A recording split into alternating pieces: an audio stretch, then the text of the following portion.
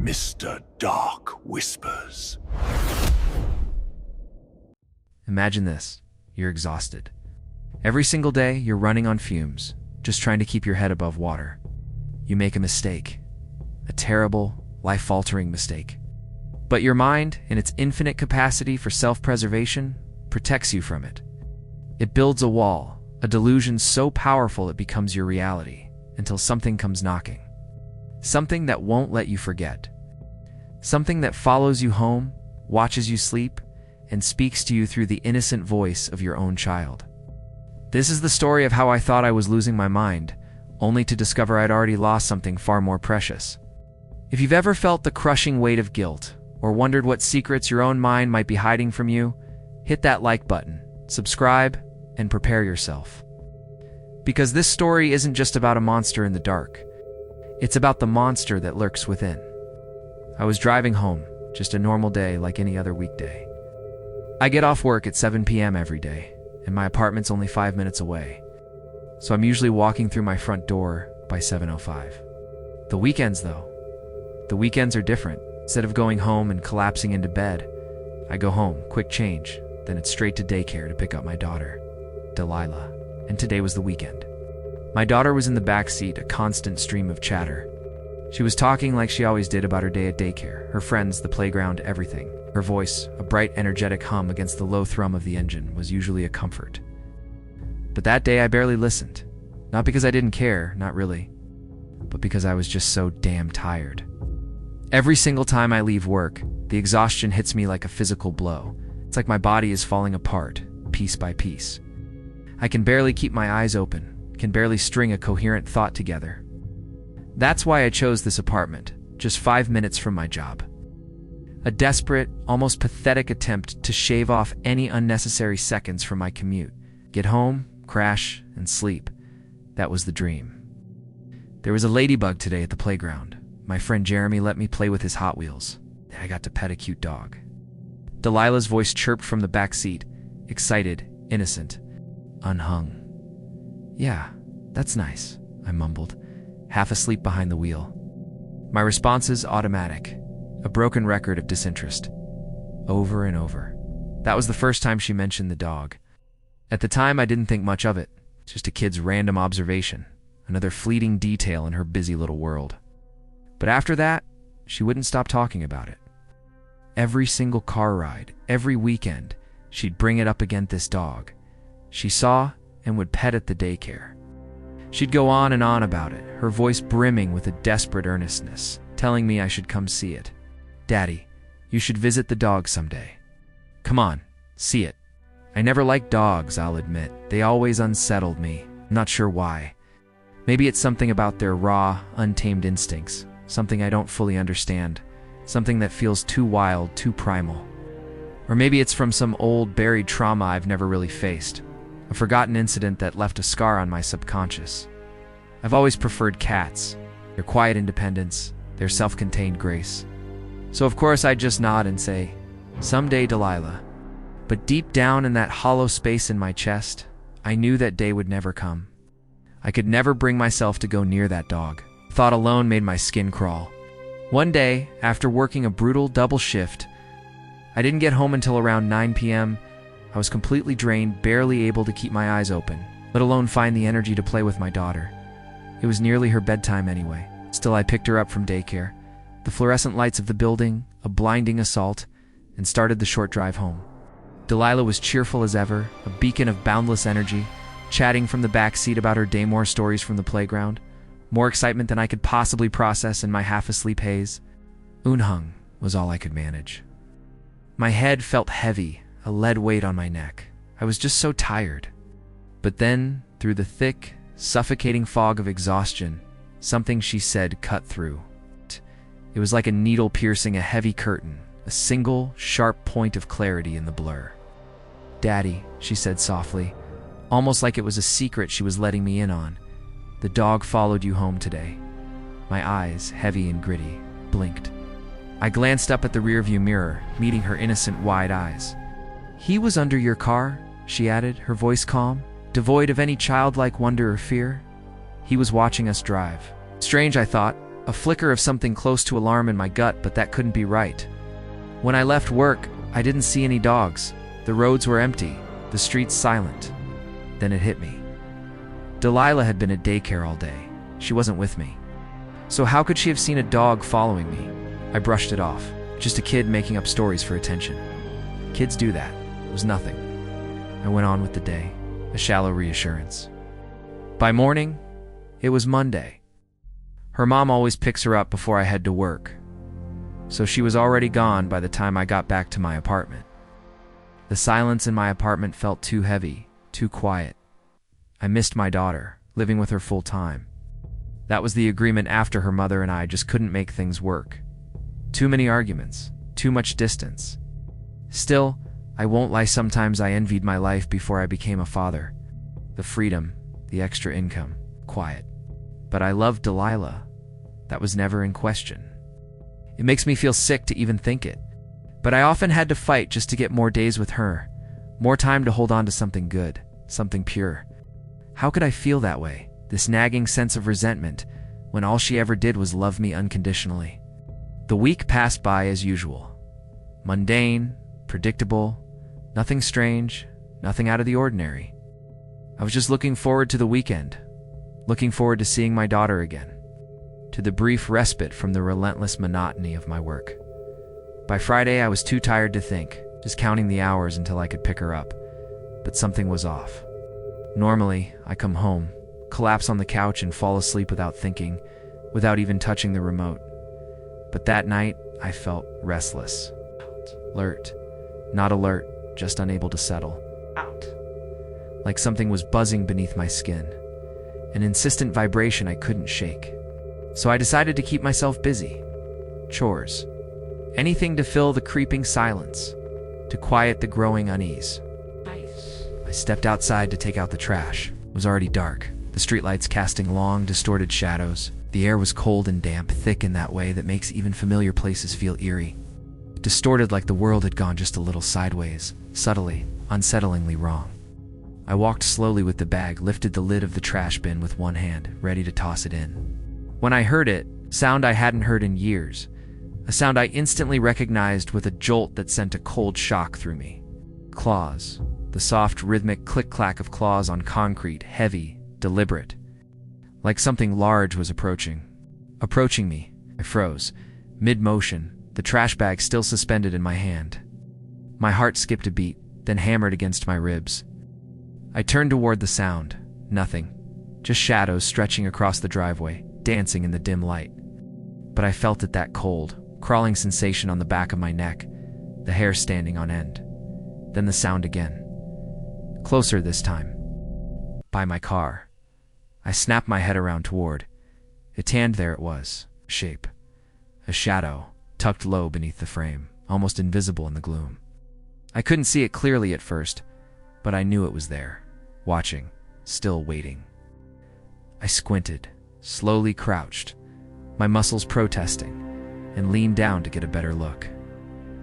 My chest tightened. My breath caught in my throat. A dog, as I'd suspected. Sort of, it was under my car. But something was wrong, profoundly wrong. Its body was just slightly off, too long, too still.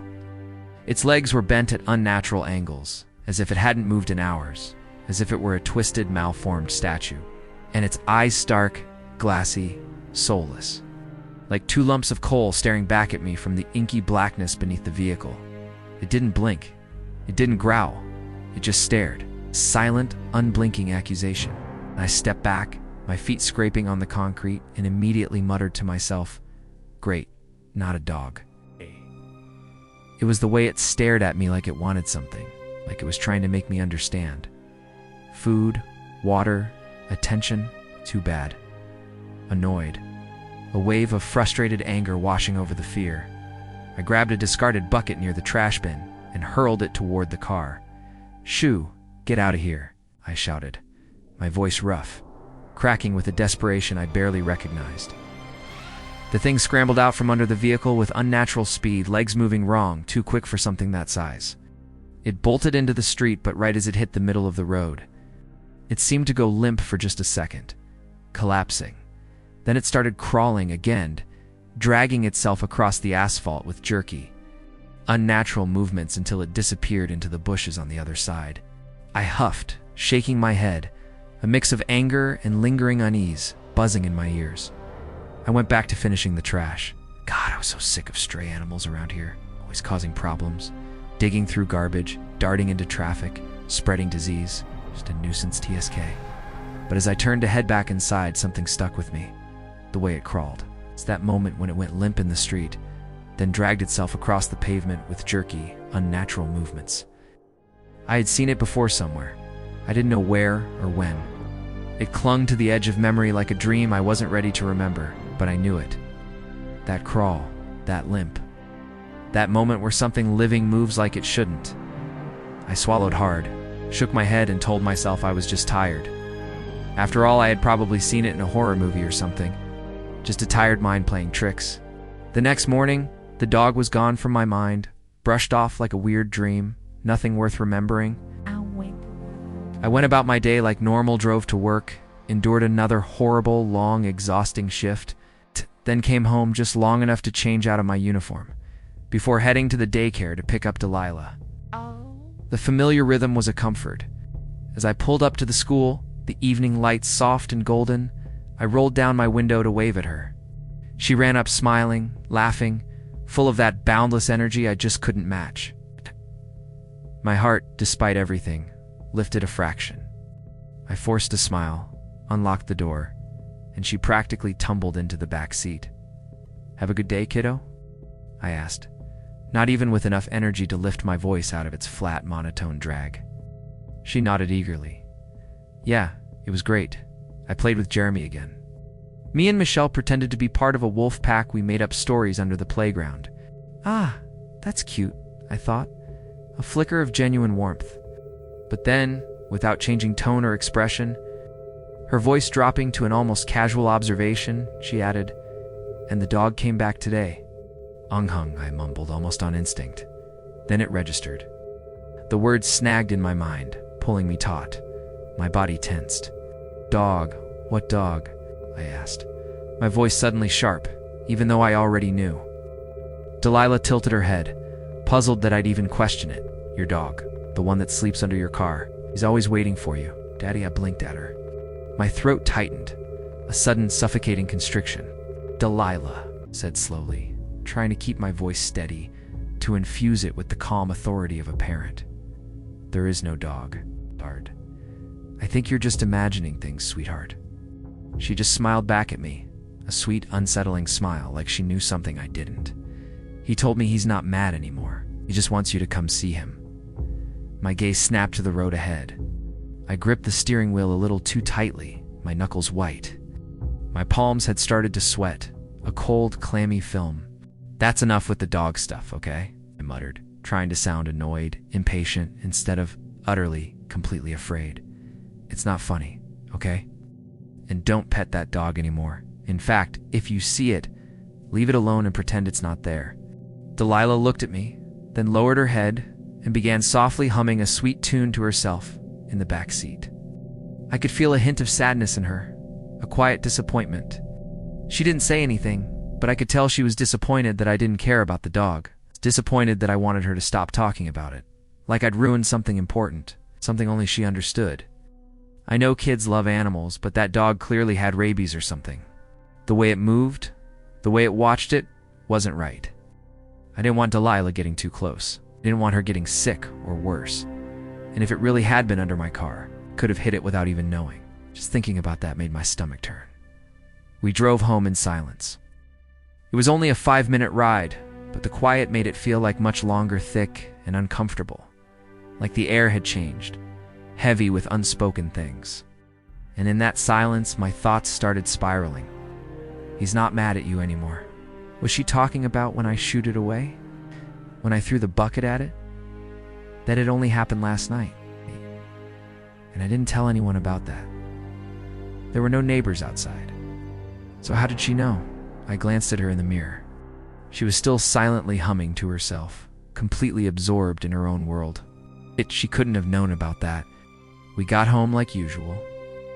I unlocked the door and held it open for Delilah. She hopped out of the car, clutching her stuffed animal tight, her mood shifting again back to joy. She was already bouncing with excitement, happy to be home, talking about which toys she wanted to play with first. Although I couldn't shake the unease, I kept telling myself it was nothing, just a kid being a kid, probably making things up. Or maybe I just hadn't really listened to what she said earlier. I was tired. That was all. Ach. Just tired. That's what I told myself. Naively. Desperately. As I followed her inside and shut the door behind us, she ran inside shouting, "Yay!"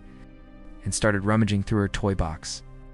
I let out a sigh and began taking my coat off, hung it on the rack, then began walking over to the kitchen ready to get myself some coffee. Then I saw them. Wet paw prints across the tile, leading in from the door, and disappearing into the hallway. Too large for a cat, but they weren't just muddy, they were damp. Like whatever made them came in out of nothing. Like it never should have been there to begin with. No starting point from anywhere in particular. I stared frozen, my breath caught in my throat. I began slowly following the footsteps, each one a chilling affirmation of the impossible. And in the middle of the hallway was Delilah's stuffed animal. Not the one she walked in with. Another one. One I actually haven't seen in a while. It was dirty, matted with grime, like it had been buried somewhere. The fur was damp and discolored, and one of the eyes was missing. I stared at it, confused, my mind trying to make sense of the senseless. Then I heard it again. From somewhere down the hall, I heard the low sound of claws dragging across wood. Asterisk, click, click, click. Then it stepped out, just for a moment. From the edge of the hallway, half lit by the warm glow spilling from the kitchen light, it emerged. The dog, if I could even call it that. Its body was all wrong. Too long, legs too thin. Patches of fur hung off like it had been rotting in the dirt. Its mouth hung slightly open, not panting, but gaping, as if trying to speak. Its eyes, those same soulless brown eyes, locked onto mine. And it smiled, exposing its teeth. Too many teeth. Teeth growing out of random places in its gums. No sound. No movement. No retreating footsteps. And we just stared. It stared at me like it was trying to remind me of something. I couldn't breathe staring at it. I couldn't blink. We just stared at each other for a few minutes, an eternity in that dim hallway. Then, as silently as it appeared, it stepped backwards, one leg at a time, almost mechanical, disappearing into the hallway, swallowed by the darkness. I stayed frozen in place, too afraid to follow. Suddenly, a new wave of panic. I remembered where it walked it was heading, toward the living room, towards Delilah. Panic shot through me like lightning, a cold, burning rush. My body moved on its own. I bolted down the hallway with adrenaline rushing through me, my heart a frantic drum against my ribs. Without thinking, I reached into my pocket and pulled out my keys, slipping them between my fingers like makeshift brass knuckles, the only weapon I had. My footsteps echoed against the floor as I turned the corner into the living room. Empty. No dog. No movement. Just Delilah sitting there on the carpet with her stuffed animal in her lap, the mangled one, the one with the missing eye. A few toys scattered around her. She looked up at me and smiled sweetly like nothing had happened. I turned away from her, my breathing ragged, trying to catch my breath. Clearly there was something wrong. I was tired, I told myself, clutching desperately to the last vestiges of sanity. I must have started seeing things. There weren't any muddy footprints anymore. Every door was locked. I let out a final deep sigh as I turned to walk toward my bedroom. But before I could move, Delilah spoke. Her voice, flat and calm, cut through the buzzing in my ears. "Shh, Daddy," he said. "It's cold where you left him." He said it hurts. I froze. The air felt suddenly thinner, like the room had lost its oxygen, like a vacuum was sucking the life out of me. I didn't turn around. I couldn't. Something in her voice wasn't right. Not afraid, not sad, just ... empty. Like she was just passing along a message. A message that wasn't hers. I immediately turned around and rushed into my room, slamming the door shut as I sat angrily on my bed, my head spinning, my thoughts a furious jumble. I closed my eyes. I knew. I hadn't told anyone. I hadn't spoken a word about that night. Not to Delilah, not to her mother, not to anyone. But I knew what it was now. That night. I was tired. It was late. I had just gotten off work, got changed, and went to pick up Delilah. I remember how heavy my eyes were, how loud the silence in the car felt. I remember drifting off, with only the blur of the streetlights making its way into the cracks of my eyelids. And then I saw a shape in the road, a small, low-to-the-ground shadow hand. Before I knew it, a loud thump as body met steel. I felt my car jerk up as it rolled over the shape. Immediately I slammed on the brakes and sat for a moment. The world had gone still. Oh God, no. What was that? Jesus Christ. I slammed my fists onto the wheel angrily, a desperate, futile gesture. Of course it's me. Bad things always happen to me. I finally opened the car door and walked to the front of the car, heart pounding so hard it hurt. I saw fur. Dark matted fur. A dog. ...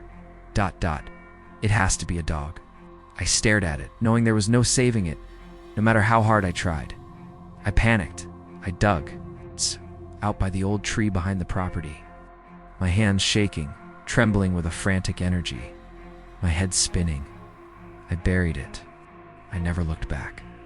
Just drove. No, God, no. The dog, it can't be. I gripped the sides of my head, pressing my palms into my temples, as if I could squeeze the thought out of existence. I mean, I don't even like dogs. I laughed. Short, bitter, hollow. Jesus, ... double quotes. But the more I said it, the less I believed it. Because I remembered the fur. I remembered how warm it still was. I remembered how small the shape looked in the road. I shook the thought from my head, numbly peeled back the covers, and crawled into bed like I was trying to escape into sleep, into oblivion. The next morning came too fast. My body felt heavier than usual, like I hadn't slept at all. I got Delilah ready for daycare like I always did. She was in her usual good mood, humming to herself while holding her stuffed animal, the one with the missing eye. I tried to act normal, forced a smile, packed her lunch, buckled her into the back seat. The drive was quiet. The sky was gray, and it was lightly raining down. Each sound of the raindrops hitting my car gave me a fresh jolt of anxiety. I kept my eyes fixed on the asphalt, knuckles tight around the steering wheel, my thoughts a blur of guilt and disbelief. As we pulled up to the daycare entrance, I got out and unbuckled her seatbelt. She leaped out of her chair and gave me a big hug. "Goodbye, Daddy, I'll see you later," she said brightly, before skipping off towards the school entrance, her little legs a blur. I sighed and gave her a soft wave before noticing the teachers. One of the daycare staff had come out to check the drop-off list. She paused when she saw me, her expression uncertain, almost nervous. Another teacher by the door leaned over and whispered something to her, glancing in my direction, just staring at me. I brushed it off and turned around, ready to get back in my car. Then I noticed it. The sidewalk was muddy from the rain the night before, and Delilah's shoes should have left their usual little patterned prints behind her, but they didn't. Where her feet had touched were paw prints, not just vaguely shaped, actual dog paw prints, with long, wide claw impressions. It's almost exactly what I had seen in my apartment. I blinked, rubbed my eyes, but they were still there. Delilah turned and waved at me once more before stepping inside. She didn't notice or say anything about it. Maybe I was just tired. Maybe my mind was playing tricks on me, but I could still feel it, something off in the air, like static. Like watching a dream start to slip through your fingers the second you try to hold on to it. I shook my head and hurried back to the car, trying to avoid eye contact with the staff, still watching me. As I got in and shut the door, I just stared at the steering wheel. I didn't drive off right away. My head was racing too much. I was confused. I kept trying to think of solutions. The dog? The footprints? Delilah?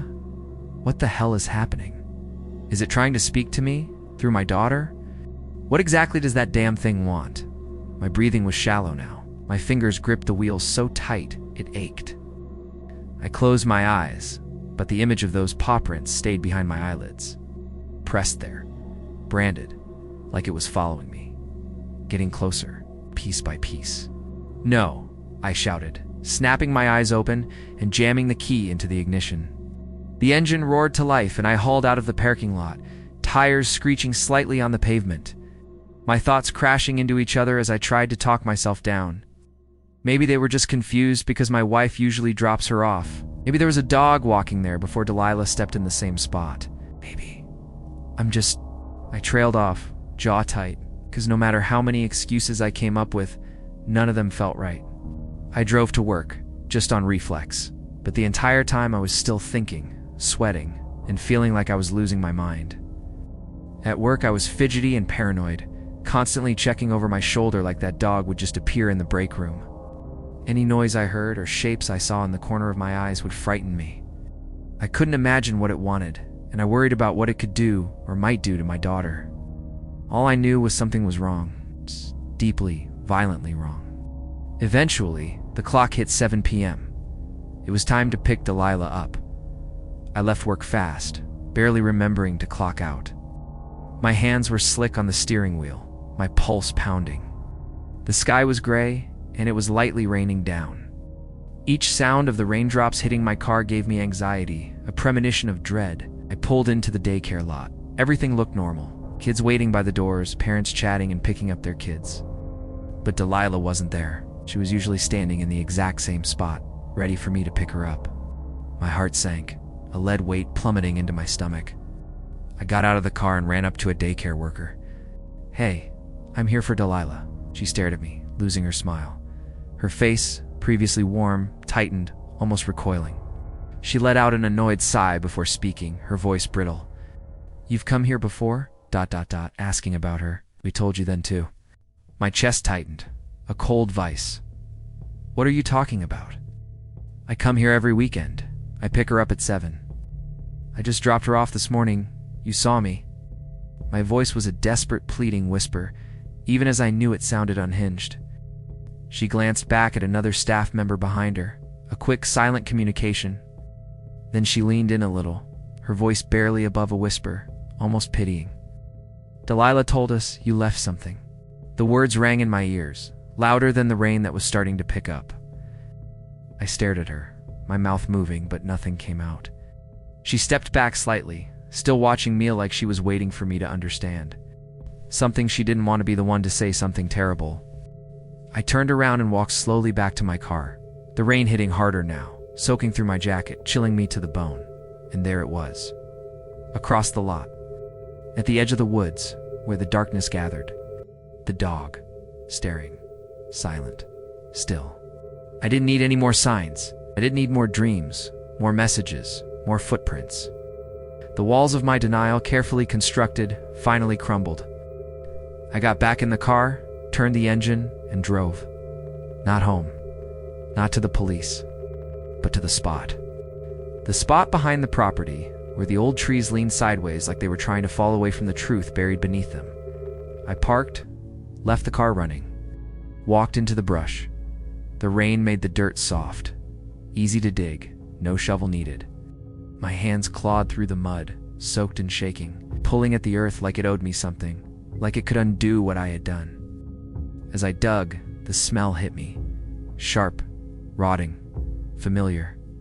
It curled in my throat, burned my eyes, and it wasn't long before my fingers hit flesh. It wasn't rotted yet, it's not decomposed like it should have been. The damp earth clinging to it. I stared down into the grave, into the darkness. "I don't know what you want, dog.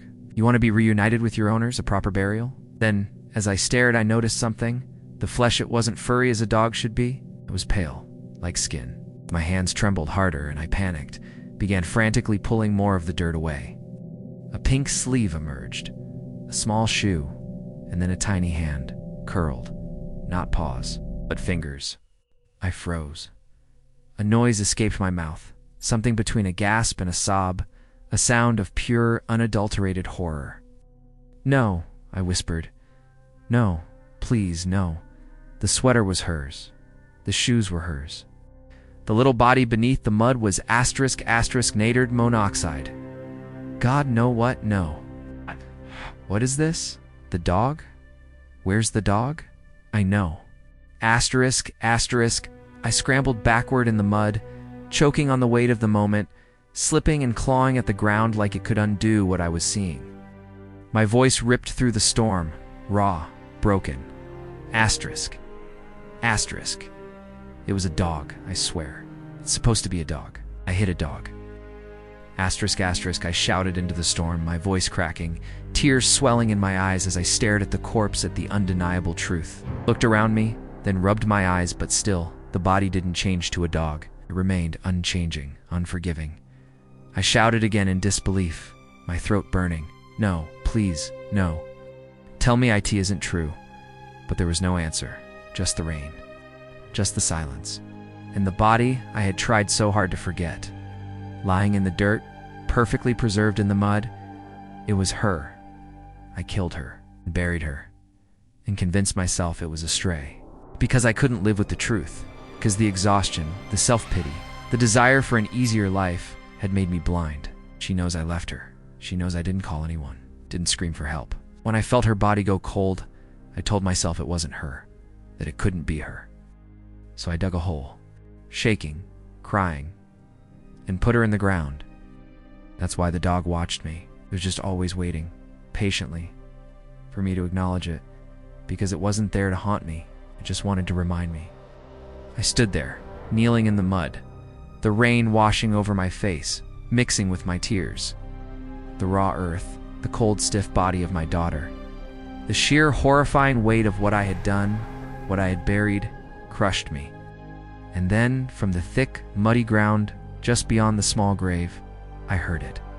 A single, heavy thump, like something solid landing softly. I didn't need to turn around. I didn't need to see it. I knew. The chilling, guttural growl that resonated through the very earth beneath me was confirmation enough. It wasn't just a reminder anymore. It had followed me here, and it was time to collect. They say guilt is a heavy burden. But what about a guilt so profound, so terrifying, that your own mind creates a monster to keep you from it? My monster wasn't some supernatural beast. It was the truth. And now, the truth is here, and it's not letting me go.